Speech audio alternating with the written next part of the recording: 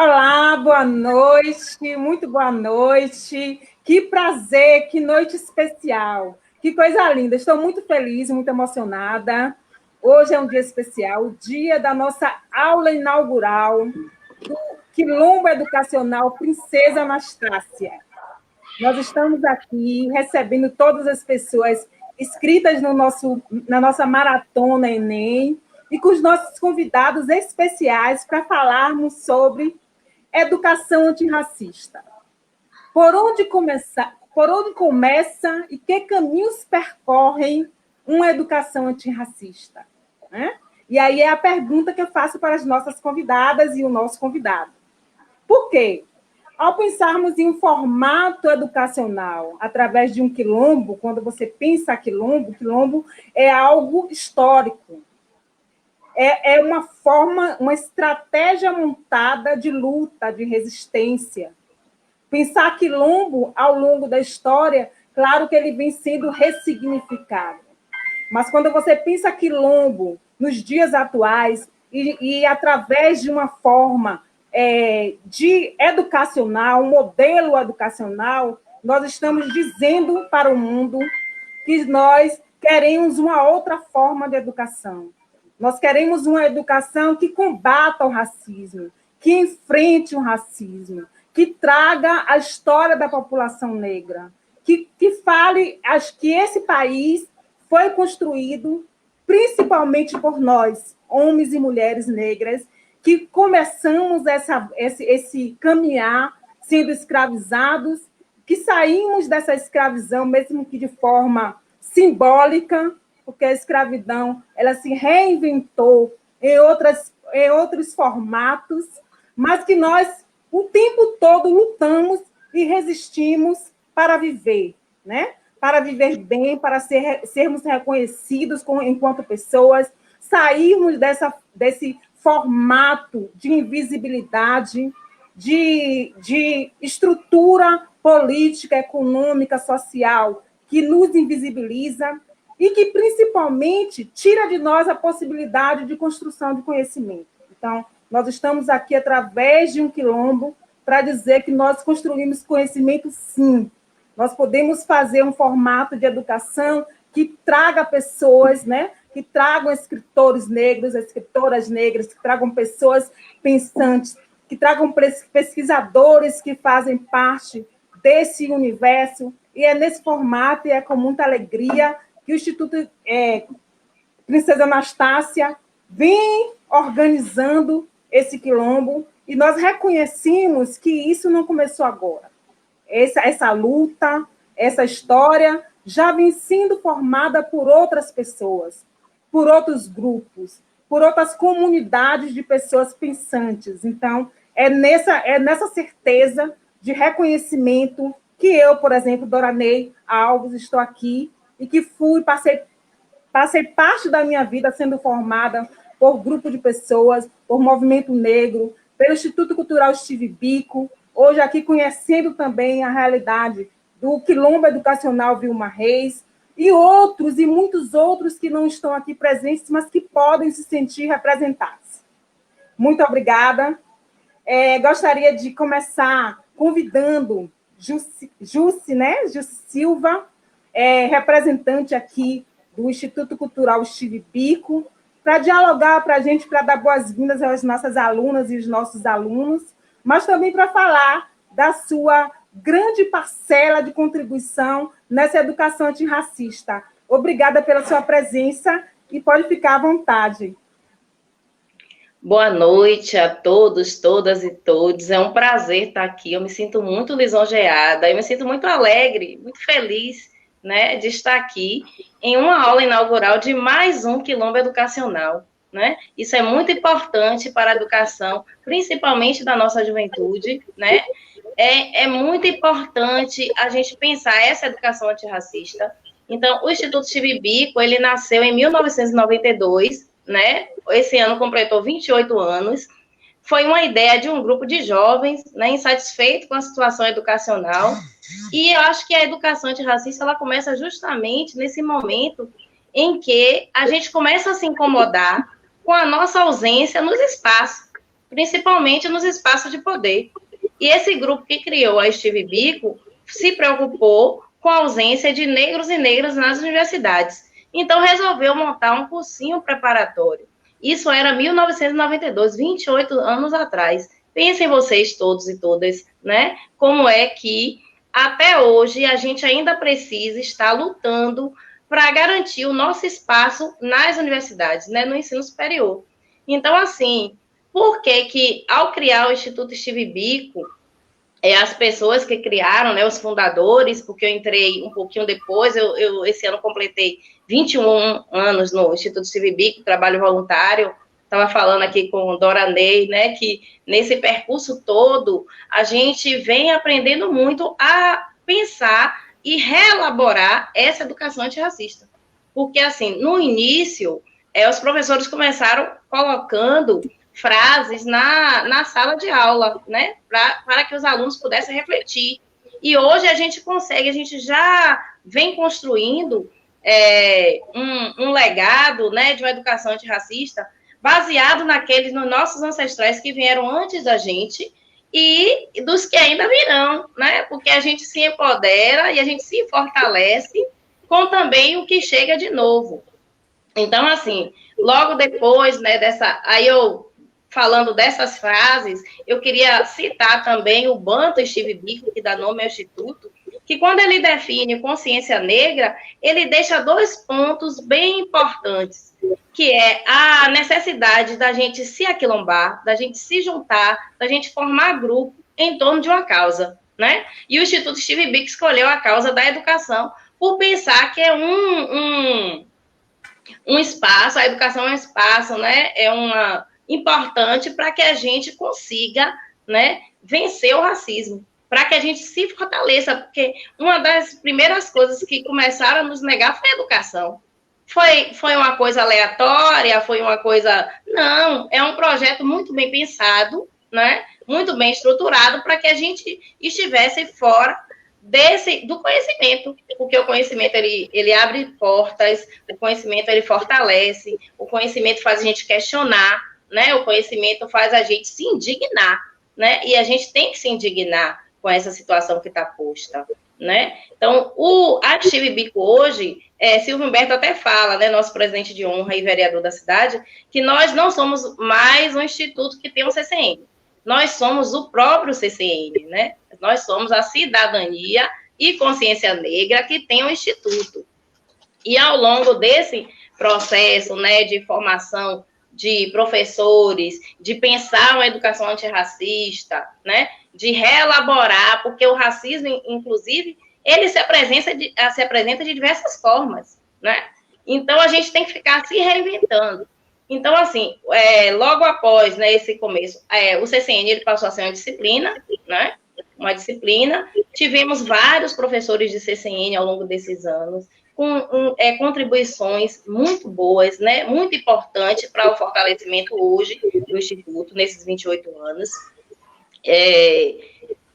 Aí a gente ampliou isso para a história da África e dos afro-brasileiros, das contribuições positivas, porque o que a gente traz de experiência, né? Aqui a gente, né, Dora Ney, que já tem um pouco mais de experiência, a gente traz, né, essas referências da escola, que é uma referência, como a professora Ana Célia traz, de ausência desde do livro didático até a própria relação, né? Da própria relação de um silêncio racista que a gente não consegue compreender nos primeiros anos, mas que logo quando a gente se dá conta do que é o racismo, a gente vai entender o que passamos, principalmente na educação infantil e no ensino fundamental. Então, assim, o CCN hoje da Biko, ele incorpora diversas atividades, né? E também, não só agora, mas há anos atrás, o CCN também ele vai para as ruas. Então, a gente tem que disputar o espaço político nas ruas, né? Uma educação antirracista passa por isso. Então, a gente tem a experiência os alunos do pré-vestibular e também os alunos dos direitos humanos, um outro projeto do Instituto, que foram às ruas, para poder garantir, por exemplo, a isenção da UFBA, né?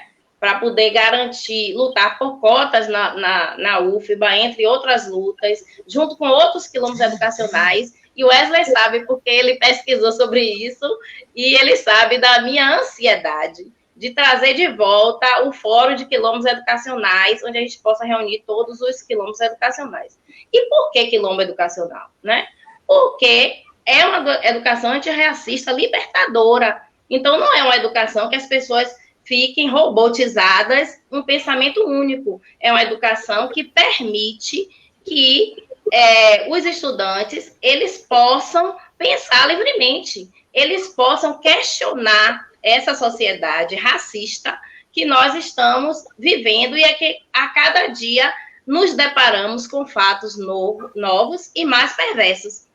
Então, assim, nós temos, por exemplo, né, dentro do CCN, a ocupação de espaços que são espaços de muita contribuição da população negra e que ninguém fala, ninguém diz, né? E alguns até marginalizados, né? Por exemplo, o Pelourinho, a contribuição dos nossos antepassados no Pelourinho. A gente faz a ressignificação histórica daquele espaço, dizendo por onde é que os nossos passaram e por que é tão importante que a gente conheça essa história. É muito importante que a gente conheça a Sociedade Protetora dos Desvalidos, né? Que no século XVIII, se não me engano, se estiver errado, porque eu sou péssima de dados, no século XVIII, né, já comprava alforria para libertar pessoas, entre muitas outras coisas. E as condições eram muito piores. Então, a gente carrega essa missão, né, de construir uma sociedade menos racista, uma sociedade melhor para os que vão vir, né? E assim, a educação, ela tem que ser pensada de uma forma interdisciplinar, de uma forma ampla, onde todas as pessoas, todos os segmentos, né, pensem que é importante contribuir positivamente com a educação, todos os setores da sociedade, né? As famílias, as igrejas, todo mundo tem que pensar a educação, né, como uma meta prioritária para o desenvolvimento de um povo.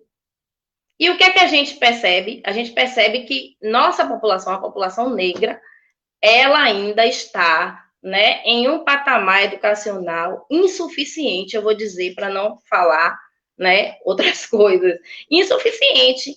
Então, por que nasce hoje quilombos educacionais, ainda pensando em ocupar o espaço universitário, entre outras ações, né, que tem a nível fundamental também, porque a nossa população ainda precisa disso.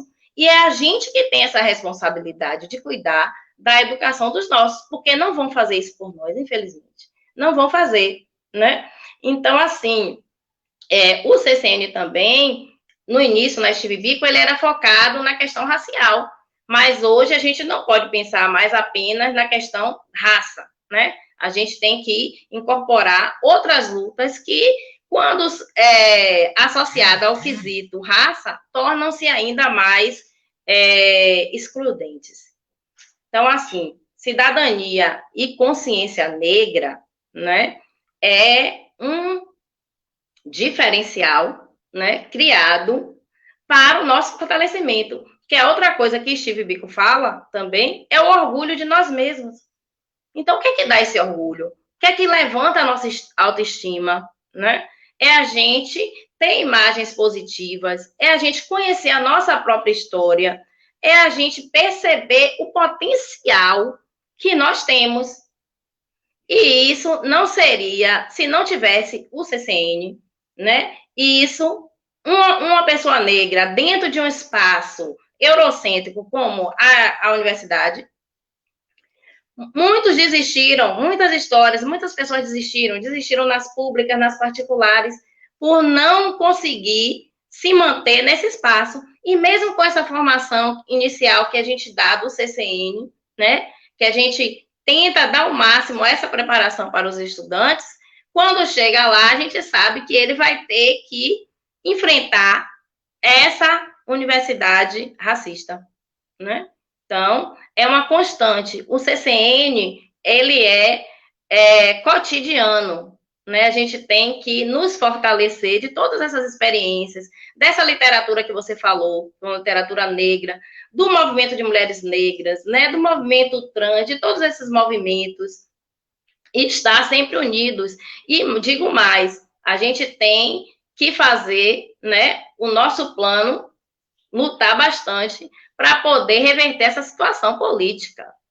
Enquanto a gente não tiver uma ampla representação, uma bancada satisfatória de pessoas negras antirracistas, né, de pessoas negras que lutam contra o racismo, melhor dizendo, a gente ainda vai ficar submetido às canetadas, né, os decretos, as leis que as pessoas brancas têm feito para nos prejudicar. Então, eu acho que é isso, né, que a gente consiga fortalecer. Eu desejo, assim, sucesso aqui no Instituto Princesa Anastácia. Eu desejo que os alunos, eles aproveitem bastante, os professores e as professoras, têm a dizer, e vamos nos fortalecer enquanto quilombo educacional, né, Wesley? Vamos retomar, né, essa luta. Eu acho que essa aula inaugural aqui nos fortalece enquanto isso, e vamos falar mais sobre isso, falar mais sobre cidadania e consciência negra. O Instituto Steve Biko possibilitou isso, né? Essa possibilitou que muitas outras pessoas tivessem também essa iniciativa de se preocupar com acesso ao ensino superior dos negros e negras. Isso é muito importante, isso é gratificante. Então, a missão está sendo cumprida e que venham outros institutos, que outras pessoas estão em iniciativa. Não é fácil, a gente sabe que não é fácil, principalmente na época que nós estamos vivendo, né, nesse processo aí de pandemia, mas a gente sabe que é possível. A gente sabe que é possível, a gente sabe que tem muita gente boa aí que quer fazer um trabalho bom e que quer se disponibilizar. Então, vamos em frente. Obrigada.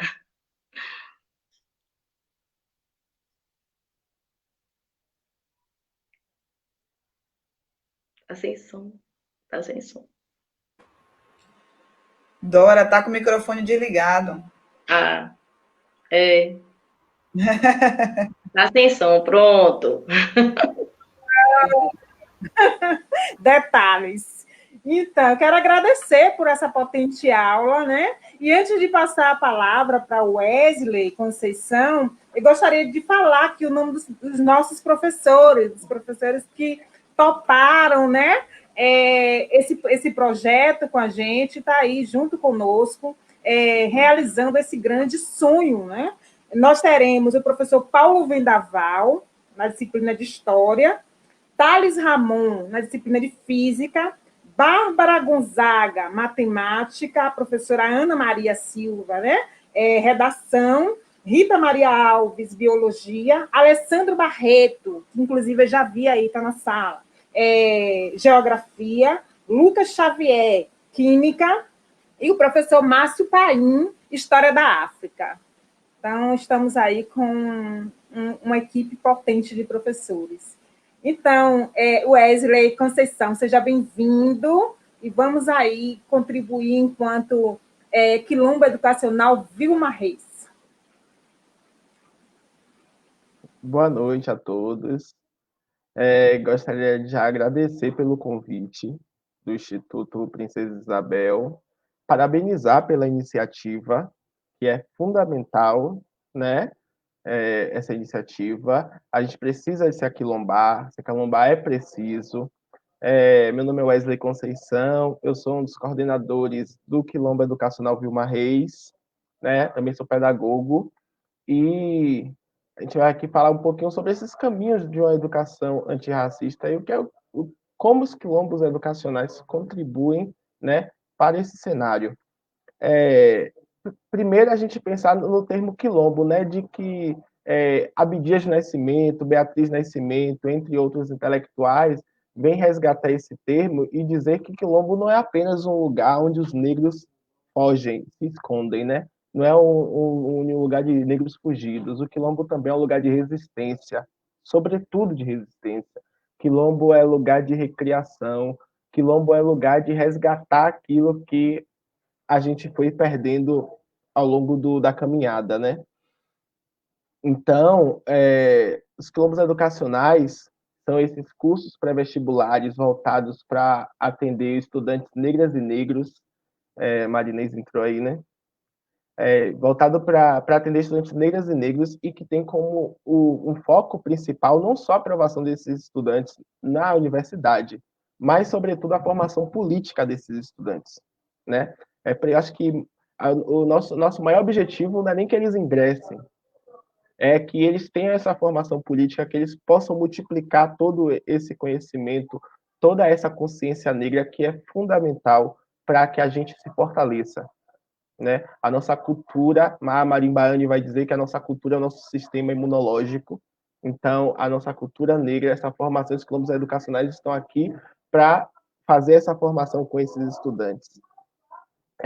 Essa história começa com o Instituto Steve Biko, é o pioneiro, né, no Brasil, com esse modelo de cursos pré-vestibulares. E aí vem o Quilombo do Urubu, depois vem o Santa Baquita, vem o Vilmar Reis, tem o Quilombo Ilha, hoje tem o Quilombos Amigos do Bem também em plataforma. Então, são cursos que têm muito esse perfil de multiplicação. Alunos que saíram do Steve Biko criam o Quilombo do Urubu, e criam Baquita, e criam o Quilombo Ilha, e vai saindo essa rede de fortalecimento que é fundamental, né, que também é uma das características dos quilombos educacionais, que os estudantes egressos desses quilombos ingressam nas universidades e voltam, e esse retorno é necessário, essa devolutiva é necessária. A gente tem que romper a barreira da universidade, avançar, entrar, mas a gente tem que deixar a porta aberta para que outros ingressem nesse espaço, né?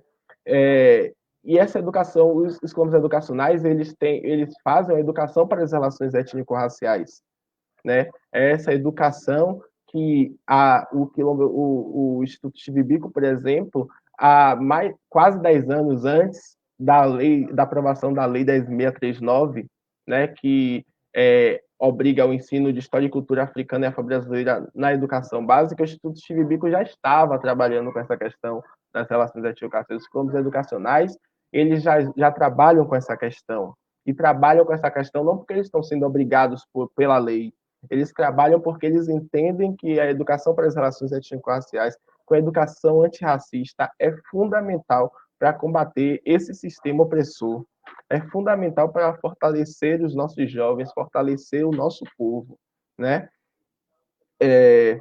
E esse viés das relações étnico-raciais pode aparecer como a CCN, né, que é a disciplina, o componente Cidadania e Consciência Negra, né, ou pode aparecer diluído por todo o currículo, e que é o que acontece também. Não é só uma disciplina que faz a diferença, não é só essa disciplina que nos torna um quilombo, é a nossa pedagogia, que é uma pedagogia do afeto, é uma pedagogia que chama esse aluno, que faz com que esse aluno, que esse estudante se sinta em casa, se sinta acolhido, né? É uma pedagogia da escuta, né? É uma pedagogia da pluriversalidade, como diria o professor Renato Nogueira, a pedagogia que a gente vai falar de questões raciais, a gente vai trazer nossa cultura africana, mas a gente também vai tratar das outras culturas, né? A gente vai fazer a educação que é a educação que a escola tradicional deveria fazer e não faz, né? Que é essa escola que só traz um viés, que só traz a cultura de matriz greco-romana, e a gente está dizendo não, a gente tem uma matriz aqui mais antiga e que precisa de atenção, preciso dar atenção a essa matriz.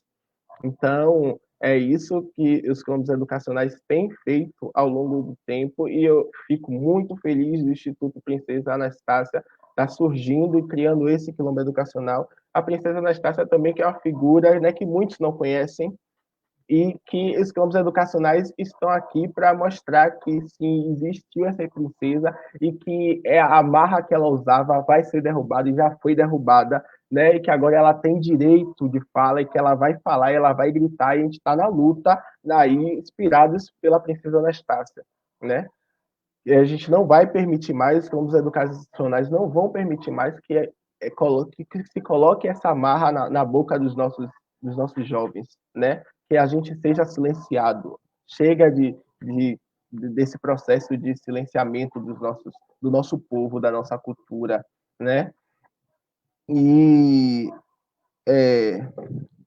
outras questões também que a gente pode falar é dessa rede de fortalecimento que a gente precisa se unir, essa necessidade de a gente reativar o FOQIBA, o Fórum de Quilombos Educacionais da Bahia. Necessário que o FOQIBA seja reativado, volte a funcionar, que a galera do Instituto Princesa Isabel cole com a gente, a Princesa Anastácia, Princesa Isabel, olha aí, Princesa Isabel, misericórdia. Que a galera do Instituto Princesa Anastácia cole com a gente, para a gente se fortalecer. É preciso, os tempos não estão fáceis, né? Esse governo atual é um governo que genocida, um governo que não dá nenhuma atenção para o nosso povo, né? Para a gente nunca foi fácil, mas agora está muito mais difícil. E a gente se aquilombar, né, de fato, é necessário. É necessário formar essa rede de união, é necessário a gente se expandir. Os quilombos educacionais precisam se expandir para os interiores, para as outras cidades. A gente precisa desse reforço, a gente precisa dessas instituições, né? Os nossos jovens, a gente tem uma educação pública, infelizmente, que é uma educação pública com a qualidade extremamente defasada. E existe um projeto de defasagem dessa educação pública. E nós sabemos que o perfil dos nossos estudantes são estudantes que vieram de escola pública, né? São estudantes que moram nas periferias. E que a periferia, hoje a rua, tem vários atrativos, né? Que são atrativos que nem sempre são bons para esses jovens, e a gente precisa resgatá-los. A gente precisa estar junto, a gente precisa fazer com que esses jovens entendam que entrar na universidade é possível. Entrar na universidade pública, como a UFBA, como a UNEB, como a Unilab, é um sonho possível, né? E para muitos de nós, para mim mesmo, eu cito como exemplo, para mim não era algo possível, eu me formei pela UFBA, mas antes de entrar na UFBA, eu não sabia que era algo possível, era sempre algo muito distante para mim. Então, os campos educacionais estão aqui para mostrar que a gente pode sim, e que a gente vai, e trazer essa abordagem, trazer essa cultura africana, é resgatar o que foi perdido e dizer que as coisas precisam mudar, né? A universidade também precisa nos ouvir, a universidade precisa saber da nossa existência e abrir as portas para a gente também. Os campos educacionais estão dando aula de como trabalhar a educação para as relações étnico-raciais. São as únicas, na minha opinião, as únicas instituições que, de fato, colocam em prática o que preconiza a Lei 10.639 e a Lei 11.645. São essas instituições, são os quilombos educacionais que estão colocando, porque é uma lei que já tem 18 anos de aprovada, mas que até hoje a gente não vê ela sendo aplicada nos ambientes educacionais. A gente não vê essa lei sendo aplicada na educação básica, a gente não vê essa lei sendo aplicada na universidade, e que também é uma grande contradição, né? Que embora a lei obrigue só o ensino de história e cultura africana na educação básica, a universidade tem que entender que é o papel dela de formação docente e que esses professores precisam desse conteúdo, que nos cursos de licenciatura, as disciplinas voltadas para as questões raciais, elas não podem ser disciplinas optativas, elas têm que ser disciplinas obrigatórias. Né? Uma pessoa que se predispõe a ser um professor, a fazer um curso de formação docente, ele precisa saber que ele precisa ter esse contato com essas informações, com esses conhecimentos. Porque quando ele for para a escola pública, ele vai encontrar a maioria de estudantes negros.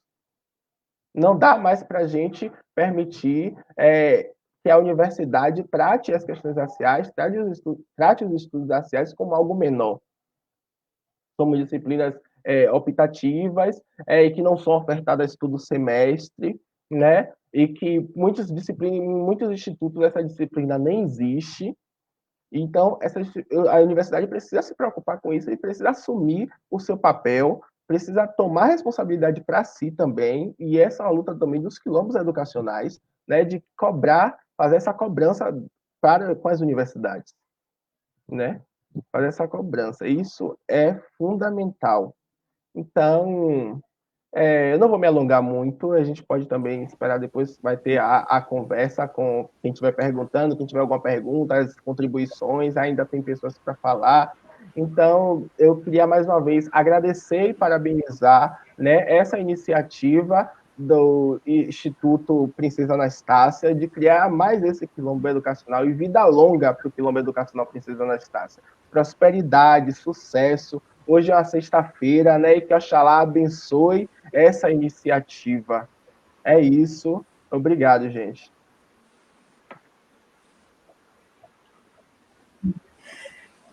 Nós aqui agradecemos. Muito obrigada a você, né, por essa contribuição tão importante. Antes de passar para a Ana Maria, eu quero registrar a presença de Marinês. Coisa boa que você conseguiu entrar. Seja muito bem-vinda, viu? Demorei, mas cheguei, como diz Edson Gomes. Demorou, mas chegou. Então, Marinês, essa cantora, essa compositora, essa mulher que representa a cultura baiana, né? Que ela seja muito bem-vinda, ela vem contribuindo com o nosso trabalho, e a gente precisa, sim, fazer essa troca sempre, né, Marinês? Sempre com essa troca maravilhosa. Eu quero primeiro passar, antes de Marinês fazer a apresentação dela, passar para a professora Ana Maria para fazer a sua fala. Depois a gente vai abrilhantar a nossa noite com essa voz linda de Marinês. Nós já temos algumas perguntas aqui e a gente abre para a participação do público, tá bom? Nós temos 29 minutos aí. Desativa o meu microfone ou você desativa aí? Você pode desativar. E aí a gente liga daqui a pouquinho. Seja bem-vinda, Ana Maria, professora de redação, né? Nossa colaboradora no Instituto Comunitário Princesa Anastácia.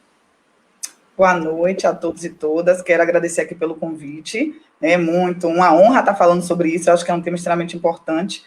É interessante que o Jussi estava falando, o Wesley estava falando, e algumas coisas estavam juntos do que eu vou falar também sobre algumas questões.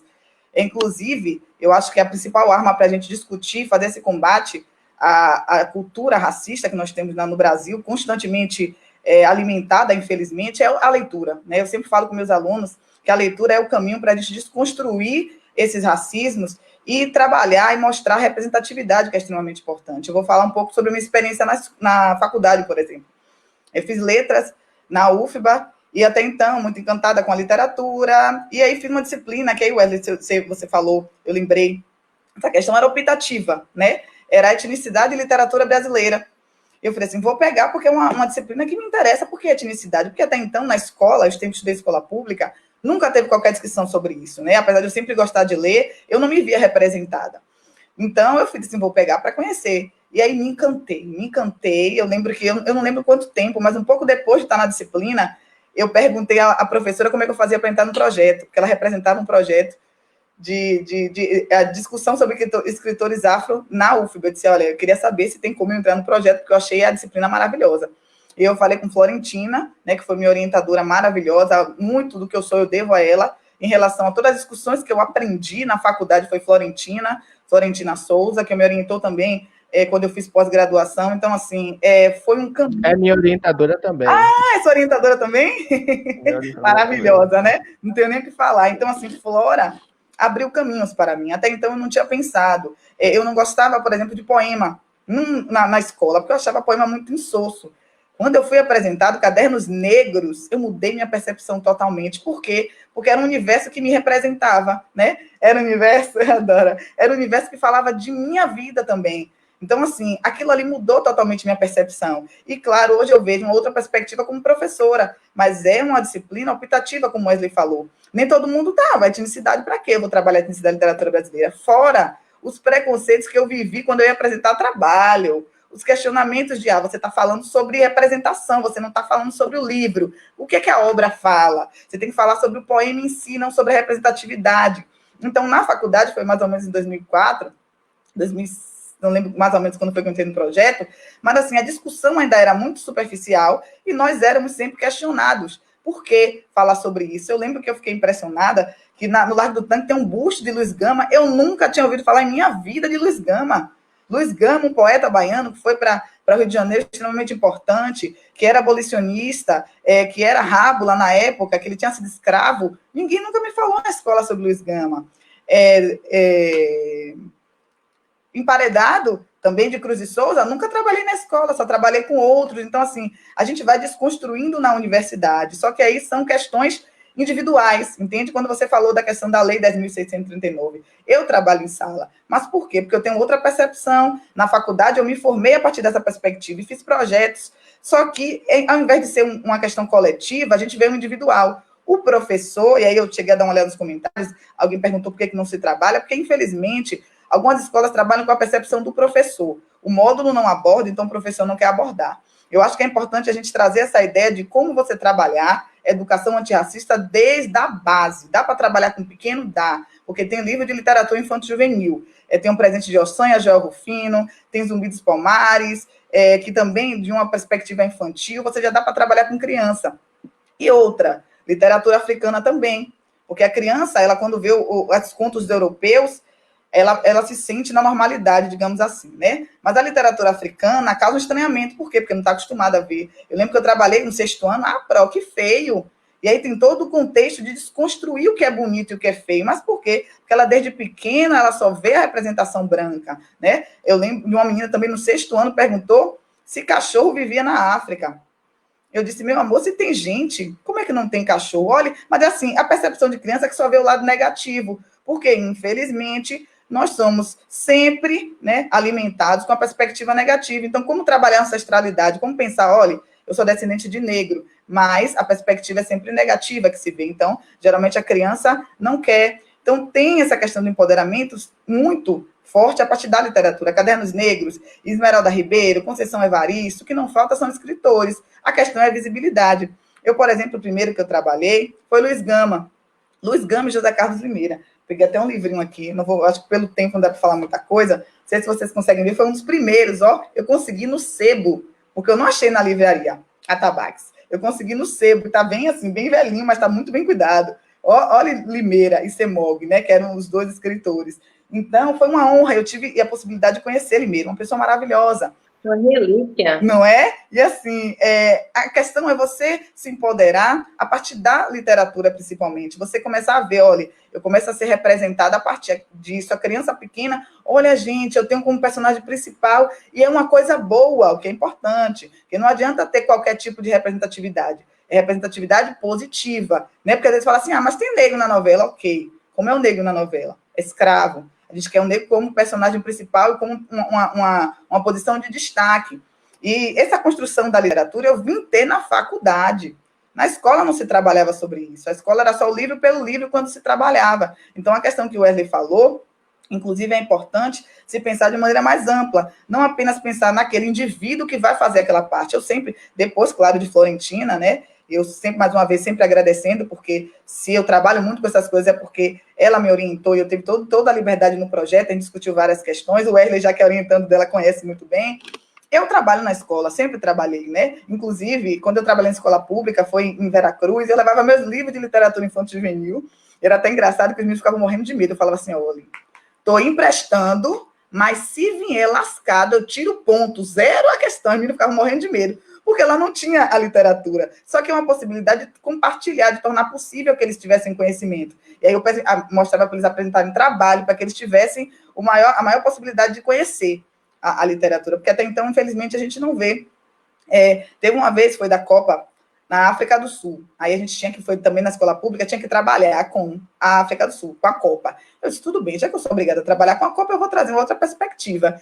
Aí eu trouxe várias paisagens de países africanos. E aí fui perguntando a eles onde eles achavam que era. Claro que ninguém falou que era o continente africano. E aí eu fui desmistificando a ideia de continente africano sempre com miséria. Aqui é Angola, aqui é Moçambique. Aí fui trazendo os meus impressionados, porque nunca tinham visto aquela imagem de África, né? Aí depois, claro, eu trabalhei o contexto da África do Sul como futebol que queriam, né? Mas primeiro eu trouxe essa outra ideia para trazer a importância de você ter uma noção da ancestralidade, né? De você saber que a África é um país, é um berço de várias histórias, de várias culturas. A pessoa fala assim, a África, primeiro, eu sempre digo, são mais de 50 países. Em um país tem muitas culturas. Então, você fala a África, você limita muitíssimo. Então, você precisa conhecer também. Eu também leio muito literatura africana. A perspectiva é de ampliar os horizontes, porque quando você lê, você tem base para poder falar com o outro. Você pode discutir de seu lugar, porque você sabe, olha, eu li, né, eu sei, então eu posso discutir, eu posso ter base, posso ter um embasamento. Então, a questão da lei, que é obrigatória, mas infelizmente muitos não seguem, é porque a maioria, né, quando não vê, e isso eu falo de escola também, porque eu trabalho também na particular, muitos é por percepção. Eu não acho que tem que trabalhar isso, eu não gosto, eu não conheço, eu não vou ler, então eu não vou trabalhar. Então, é a questão, assim, de pensar e dessa obrigatoriedade, de pesquisar um pouco mais, de refletir um pouco mais sobre essas discussões, porque são necessárias, né? Como eu disse, a literatura ela é de empoderamento. Eu tenho alguns outros livros aqui, mas eu acho que vai estourar, porque tem a cantora e tem um comentário, só para finalizar, tem um livro, eu acho que tem na LDM, que eu acho muito interessante, Contos dos Orixás, não sei se dá para vocês verem, que é de quadrinhos, que eu acho extremamente interessante, que é para além da questão de religião, que é para falar também de uma história, né? Então, assim você conhece um pouco mais e fica mais, acho que dá para ver melhor assim, né? E fica mais lúdico também, né? É uma questão que deveria ser acessível. Então, tem literatura negra, tem representatividade, a questão é buscar, é procurar, e é garimpo mesmo, viu? Porque eu, no início, eu garimpava, hoje eu já encontro mais, com mais facilidade na Amazon, por exemplo. Mas, assim, eu sempre procurava, botava lá literatura negra, procurava lá Conceição Evaristo, colocava lá na Saraiva, na cultura, e é sempre nesse sentido. Porque é a partir disso que você começa a falar de um lugar mais, como é que eu posso dizer, assenhorado do poder, né? Porque é muito importante a gente saber para poder discutir. Não adianta você falar apenas sem ter base, só que a gente pode ter base. Então, para mim, é justamente essa questão, desde do infantil, trabalhar com literatura, para a gente desconstruir essas ideias que, infelizmente, estão enraizadas, né? E até hoje a gente tem que discutir o básico da questão da África, seu berço da civilização e das culturas. Então, amores, eu vou finalizar, porque senão eu falo muito, ainda tem muita coisa também para vocês falarem. Que maravilha, gente, eu estou tão emocionada, você não tem noção. Estou emocionada. E fico me arrepiando. Mas, assim, eu quero combinar com vocês que, assim, é possível, caso a live caia, a gente abrir uma nova sala para poder concluir? Sim, por mim, tranquilo. Por mim, pode ser? Pode. É porque tem muitos comentários aqui, eu não quero fechar sem antes ler alguns comentários, tá bom? Aí a gente pode só acrescentar 10 minutinhos e encerra. Então, eu quero convidar a Marinês de Jesus, né, para falar um pouquinho, abrilhantar a nossa noite aí com essa voz potente. Ana Maria, muito obrigada pela sua fala, que maravilha, né? E que venham outros professores, muitos outros professores e professoras com essa Eu que agradeço. Boa noite, boa noite. Estão me ouvindo direitinho? Estão? Ai, meu Deus. Um momento. Nossa.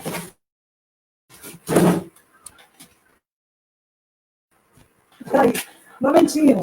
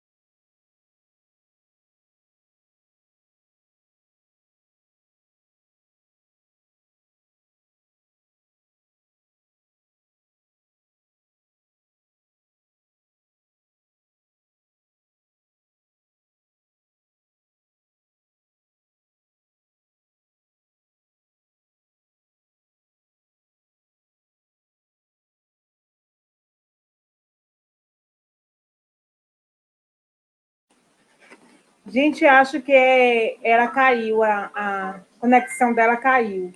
Enquanto ela entra, eu vou fazer alguns comentários aqui, tá?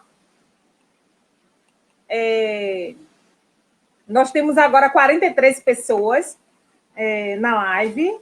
Tem aqui uma pergunta de Aline Rangel. Pergunta: na opinião de vocês, por que a Lei 10.639 ainda não é trabalhada de fato nas escolas brasileiras? Quem gostaria de responder?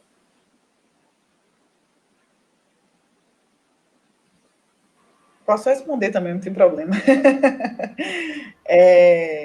Veja bem, como eu falei um pouco sobre isso nessa questão, infelizmente, né, a gente observa que existe um preconceito ainda muito grande, principalmente quando se fala em literatura, né, na história, porque a história envolve também a questão da religião, tem toda uma questão cultural. Existe muito preconceito para se falar sobre, né? Você vê para falar de história, infelizmente, geralmente a história está restrita ao escravo. Eu tenho colegas que lecionam que às vezes eu pergunto, até na matemática, tem como citar também a questão da importância do negro na história.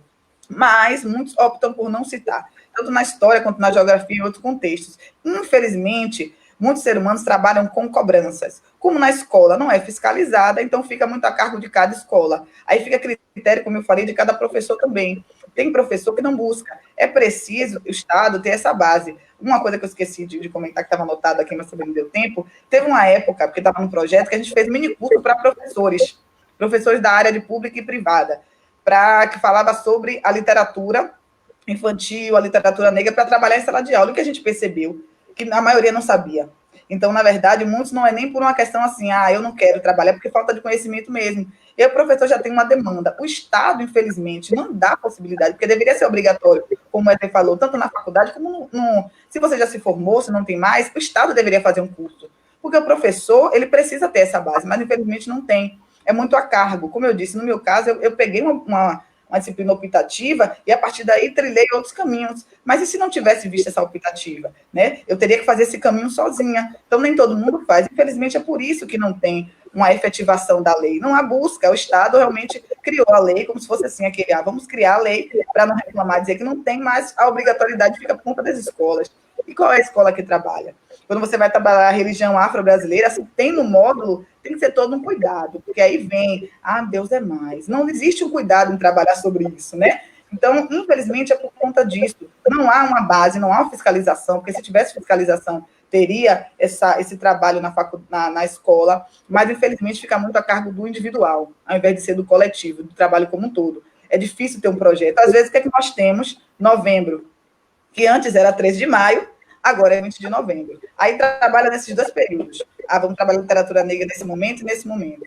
Então, a questão é realmente de desconstrução, para rever essa necessidade da questão do quilombo e ampliar também, né? Como alguém falou aí na escola pública e particular, é preciso trabalhar. A maioria dos meninos são, pública principalmente, os meninos são negros. E como rever essa questão? Como é que vai fazer ele gostar de literatura? Se coloca a literatura que não representa o menino. Se coloca uma realidade que não tem nada a ver com a realidade dele.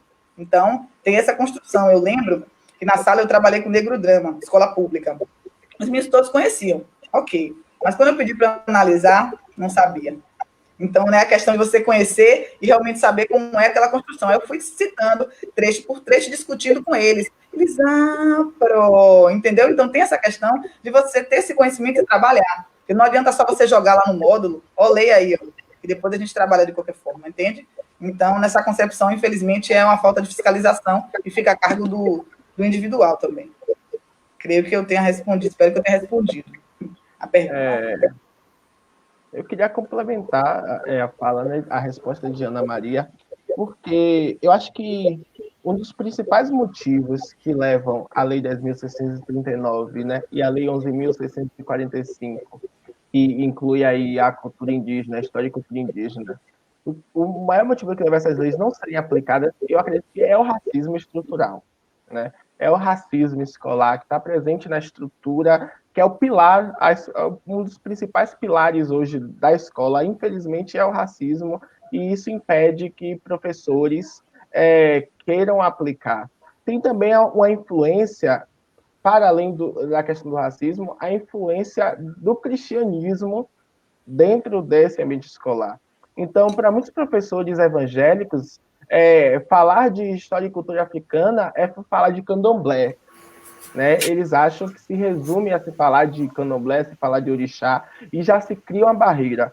Durante minha graduação, eu ouvi de colegas que não permitem, colegas meus, pedagogos, né, que estão fazendo um curso de formação de professores, e que disseram que não aceitam que essa lei seja obrigatória e que se os filhos deles estudarem na escola que essa disciplina for obrigatória, eles tiram os filhos da escola, porque eles são evangélicos e a religião deles não não compactua com esse conhecimento de falar de orixá. E o orixá é uma divindade, é africana. Falar de história e cultura africana é falar também de candomblé, né? Porque o candomblé é um dos pilares da nossa cultura, a religião afro-brasileira, faz parte da nossa cultura e é preciso falar, mas falar não é falar sobre os fundamentos da religião. Os fundamentos da religião, os professores não vão falar. É uma religião iniciática, né? Quem está de fora não vai ter acesso a esse conhecimento. Mas é preciso que as pessoas saibam que existe candomblé e que candomblé não é uma religião demoníaca.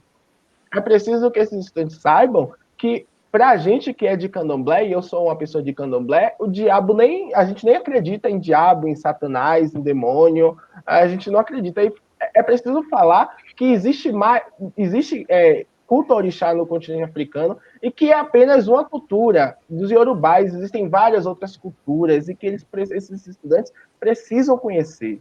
Temos 54 países hoje nessa atual divisão, né, do continente africano. Dentro desses 54 países são mais de 200 etnias, mais de 300 idiomas, culturas diferentes, e culturas que foram fundamentais, né, para a formação do povo brasileiro. Então, eu acredito muito esse fato ao racismo. Falta de material hoje, no ano de 2020, não é mais um problema. Hoje temos muito material, temos muita literatura negra, infanto-juvenil, né, juvenil, temos muita literatura negra, hoje é fácil de encontrar, e por preços até acessíveis. Temos o Ileaie, um exemplo, que tem a escola Manhilda, né, no Curuzu, que é a escola também que trabalha com a educação para as relações étnico-raciais, e que faz os cadernos de educação, e que trazem muito sobre a cultura africana e a cultura afro-brasileira, e que a escola, né, o município, o governo do estado, poderia fazer uma parceria com o bloco para que esses cadernos fossem distribuídos, né, nas redes municipais e estaduais de ensino. Falta de material não é justificativa. E nós, os quilombos educacionais, estamos mostrando que é possível, sim. É possível falar de relações étnico-raciais na matemática. A matemática que a gente fala de Pitágoras, fala de Bhaskara, entre outros, que beberam no continente africano, que foram aprender matemática lá no Antigo Egito, né? A filosofia, Sócrates, Aristóteles, eles vão beber da filosofia africana, né? A base do que a gente entende hoje como... Oi, Dora. Não, só vou pedir para você encerrar, para poder a gente fechar aqui e voltar na próxima. Tudo bem. Então é isso, é preciso falar, e eu acho que o racismo é o principal responsável por não se aplicar a lei. Eu ia falar um pouco, mas o Wesley terminou falando que essa questão do material didático. Mas, assim, eu acho que falta atitude, né? Falta atitude e vontade política. E é uma questão de escolha mesmo. As pessoas não escolhem falar sobre isso, infelizmente. Ok. Então, Marinês, pode começar a cantar. Gente, se a live cair, a gente volta novamente, tá bom? Para encerrar. Pronto, enfim, né? Chegou a minha vez. Não apartai, não. Não apartai, não apartai as flores da primavera. Quero ver florir, liberdade, a flor mais bela. No jardim de ébano, florescer, Lili Mandela. Não apartai de novo, apartai de novo. Não no Brasil, não na África, não na... Não apartai de novo, oh, não apartai de novo, oh, não apartai de novo. Apartado está o povo lá na favela, que vive sempre a sonhar com samba e passarela. Mas tudo que há é dor, fome, miséria. Mas tudo que há é dor, fome, miséria. Não apartheid, não apartheid, apartheid não. Não no Brasil, não na África, não na Bahia ou Jamaica. Não apartheid não, oh, no apartheid não. Oh, no apartheid não. Apartado está quem não pode entrar na escola e vive sempre a escutar que é pra esperar lá fora. Faz tempo que a gente espera e nunca chega a hora. Está apartado, discriminado, na terra condenado a ser favelado, povo marcado, como se fosse gado. Povo apartado, seja agora, povo rebelado. Não quer somente ser dessa gente, o negro eleitorado.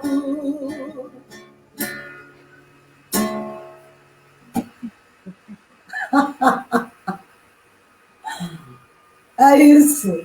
Nós temos que parar de ser, para essa gente, o negro eleitorado.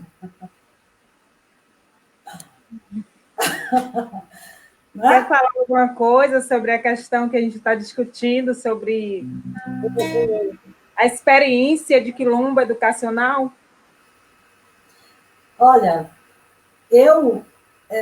uma coisa que me marca muito quando eu estudava, quando eu era estudante, a nível de aluna, de negra, é o fato do negro ser maioria nos pontos de ônibus, o negro ser maioria e ser minoria na faculdade, nas universidades. E hoje, esse processo todo que está envolvendo a questão do negro, de trazer essa questão da educação do nosso povo, como trazer à tona e estarmos nessa luta, não calados, né? Não alheios, mas nos posicionando, abrindo a boca, nos unindo, procurando impor numa Bahia negra, que a maioria negra tem que deixar de ser o negro, só o negro eleitorado. A maioria negra tem que estar ocupando os lugares mais altos da política, os lugares mais altos da educação. A maioria negra tem que ser olhada com respeito, mas isso precisa que nós, como negros, nos olhemos como irmãos, nos olhemos como participantes de um mesmo ambiente, mesmo em bairros diferentes, mas somos de uma mesma nação, a nação negra. E temos que nos respeitar e buscarmos que o outro nos respeite e nos posicionarmos sem medo perante essa sociedade racista. Então, é super importante esse trabalho que vocês estão fazendo.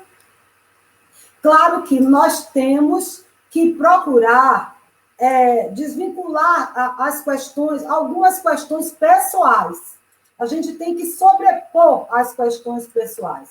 A gente tem que olhar em cima do pessoal e buscarmos um equilíbrio, uma valorização social. Bom, cadê a Dora?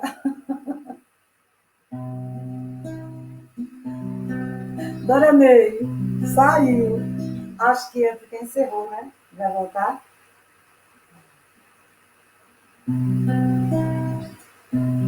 Mas foi um prazer estar com vocês. Júcia, Ana Maria, Wesley. Eu amei estar com vocês, estou aqui às ordens, à disposição. Vou aproveitar, enquanto estamos aí, Dona Ney não apareceu, vou cantar uma música minha, tá bom?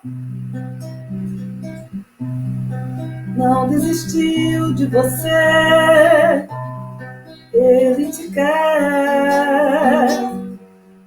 Fale com ele, diga o que quer. Um bom pastor não perde ovelhas, seu aprisco sempre cabe uma mais. Pode chamar, pode clamar, Jesus vai te ajudar. Pode chamar, pode orar, Jesus vai te ajudar. No ventre da tua mãe, Jesus te conhecia. Foi dele a permissão, ouvia o teu coração, teu nome já sabia. A dor da tua alma, filhos de homens não podem tirar. O Filho de Deus consegue, por isso a Ele se entrega, Ele vai te ajudar. Pode chamar, pode clamar, canta Stephanie, Jesus vai te ajudar. Pode chamar, pode orar, Jesus vai te ajudar. No ventre da tua mãe, Jesus te conhecia. Foi dele a permissão, ouvia o teu coração, teu nome já sabia. A dor da tua alma, filhos de homens não podem tirar. O Filho de Deus consegue, por isso a Ele se entrega, Ele vai te ajudar. Pode chamar, pode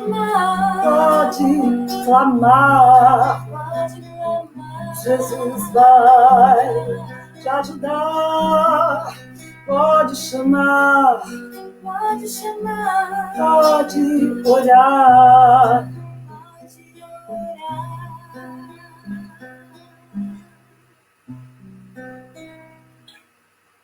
Obrigada a vocês pela oportunidade de poder estar aqui com vocês, dividindo esse momento tão marcante e tão importante, que é onde estamos aqui refletindo e buscando soluções para a questão de nossas crianças negras que estão aí.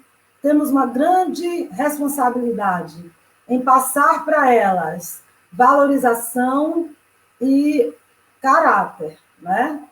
Passar para elas através do nosso exemplo. Tudo que a gente puder deixar de bom para elas, a gente tem que aproveitar e deixar.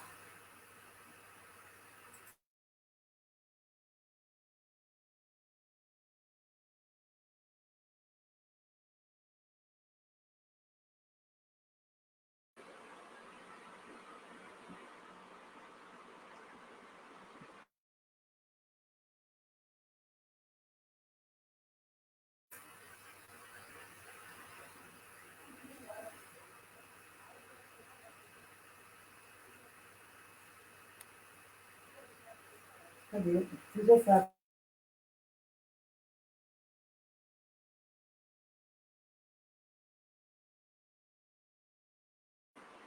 Eu acho que Dora vai fazer uma ou outra, vai continuar mais um pouquinho, que ela mandou um outro link aqui. Não sei se vocês receberam também. Eu acho que ela tinha falado, ela pensou que ia cair esse, né? E aí ela fez um outro.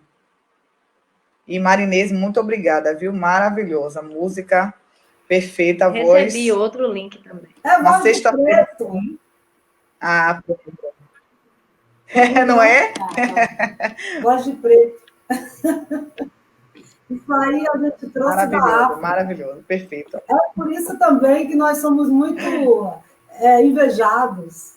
Às vezes, Não as é pessoas. verdade? A gente tem que entrar no outro link, ou continuar? Então, Eu acho que sim, viu?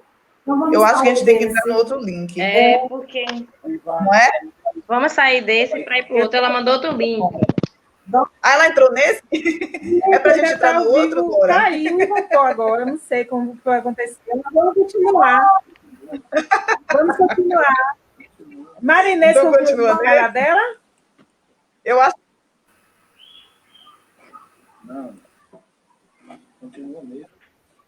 Pronto, Pronto. Ah, pronto.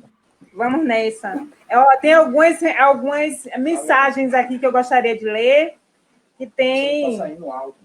Ah, o áudio. O áudio. Tá tudo certinho aí, gente? Tá tudo ok. Tudo ok.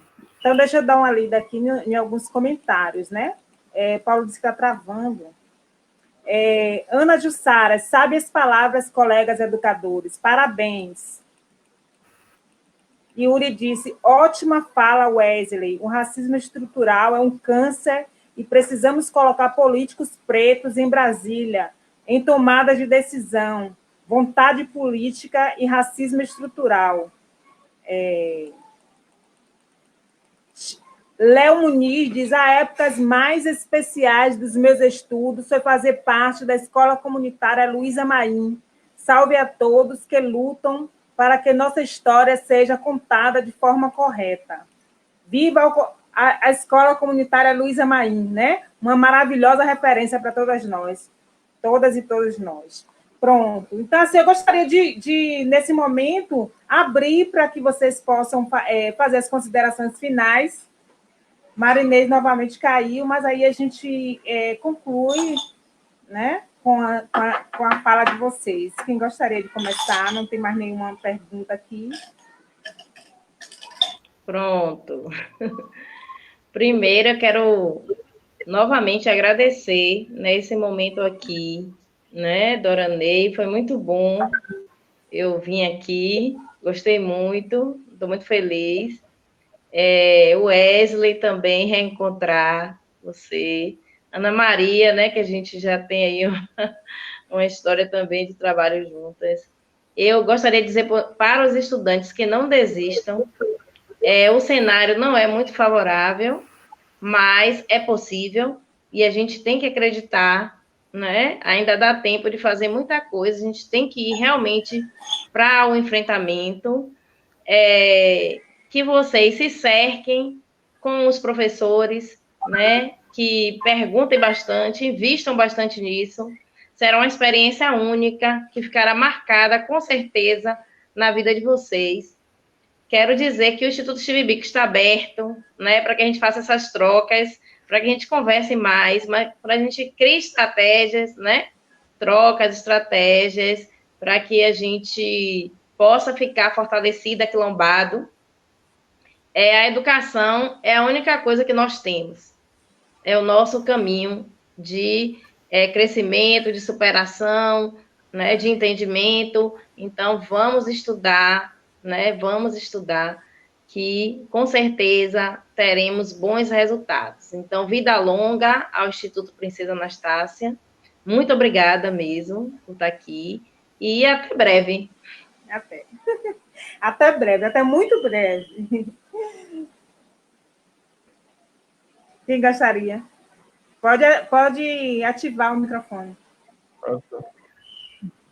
Então, gostaria de agradecer mais uma vez pelo convite, né? Esse momento aqui foi um momento muito rico, muito potente.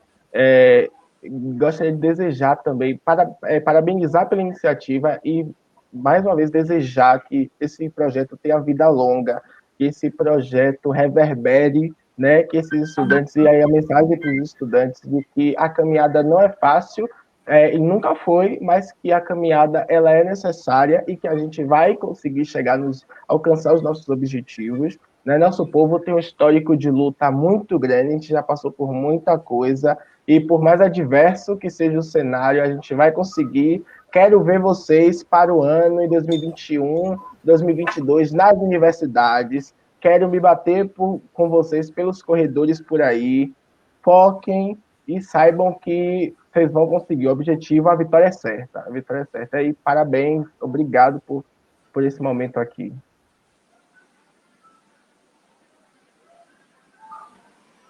Então, mais uma vez, né, agradecendo pelo convite, me sinto extremamente honrada nesse contexto, Jussi, Wesley, Marinês, eu acho que esse debate é extremamente importante para todos, né, sempre enriquecimento, sempre aprendizado, independente, por mais que a gente tenha leituras, por mais que a gente tenha curso, a gente sempre aprende todos os dias, principalmente ouvindo os outros. Estou na expectativa em relação às aulas, fico muito feliz por poder participar também, que eu acho extremamente importante, então já estou ansiosa para o dia de aula com os meninos, sejam bem-vindos, né? A questão de luta a gente está vendo todos os dias aí, então podem contar comigo para o que precisar. Tem alguns livros, tem algumas coisas que tem online também, algum chat que aí depois, na aula, né? Vocês podem depois mandar o e-mail de vocês que eu mando, que eu tiver aqui para vocês. Eu acho que é questão justamente do compartilhar, não só conhecimentos, e vocês também têm, com certeza, não é via de mão única, eu sempre falo aos meus alunos que é via de mão dupla, a gente aprende com vocês também, a gente vai nesse processo.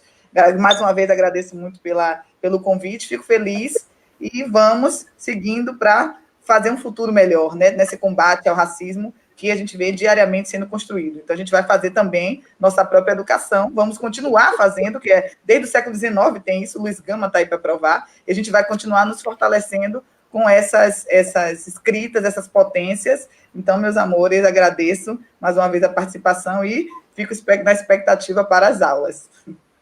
Eu quero também, que ela não estava aqui na hora, né, saudar a Marinês, uma referência importante na música, na nossa música, e agradecer também por estar aqui participando, né? Eu gosto muito do seu trabalho, você tem uma voz maravilhosa, parabéns também.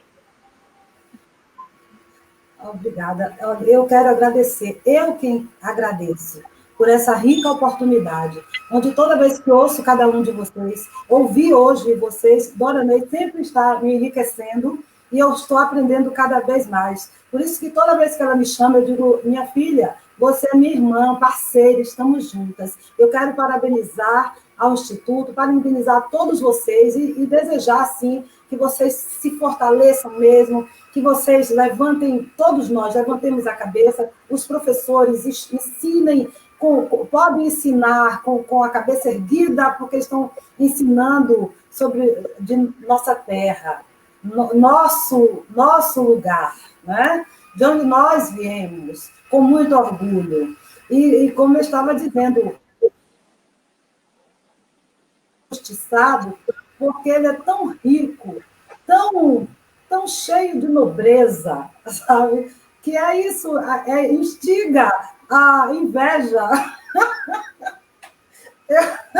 É, isso mesmo, é o brilho do negro que instiga isso. Então, vocês estão de parabéns, e continuem assim, sendo esses negros maravilhosos. Negro ou preto, não sei nem, eu fico toda confusa. Para mim, dá tudo no mesmo.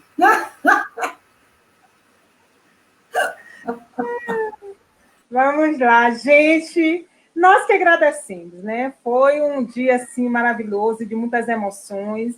Eu quero agradecer, né, pela disponibilidade de vocês. Estaremos juntas e juntos, sim. Esse aquilombamento é necessário e ele continuará. Nós estaremos juntos, sim, nesse enfrentamento contínuo desse racismo que nos atravessa enquanto mulheres e homens, negros e negras, né? desse sexismo, de todas essas desigualdades que nos colocam em situações difíceis de vivência, né? mas nós estaremos, sim, resistindo, juntas e juntos. Agradecer a presença de vocês, dizer que, se precisando do Instituto Comunitário Princesa Anastácia, podem contar, sim, com a nossa presença e com o nosso trabalho conjunto. Marinês, se você quiser, quer encerrar a nossa noite com música? Sim, vou encerrar com aquela... Até a próxima, gente, viu? Tchau, pessoal. Não apartai, não. Não apartai, não apartai as flores da primavera. Quero ver florir, liberdade, a flor mais bela. No jardim de ébano, florescer Lili Mandela. Não apartai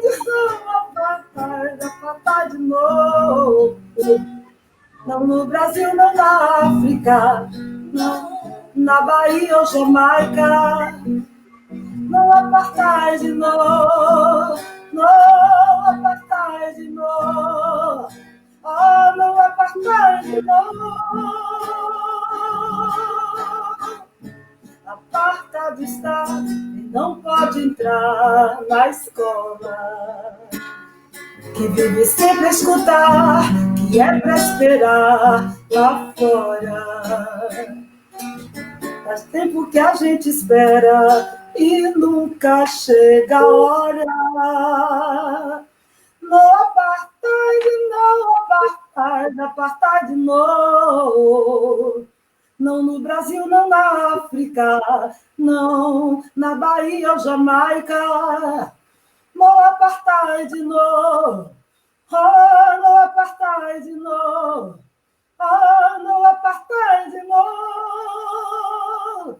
Apartado está quem não pode entrar na escola, e vive sempre a escutar, e é para esperar lá fora.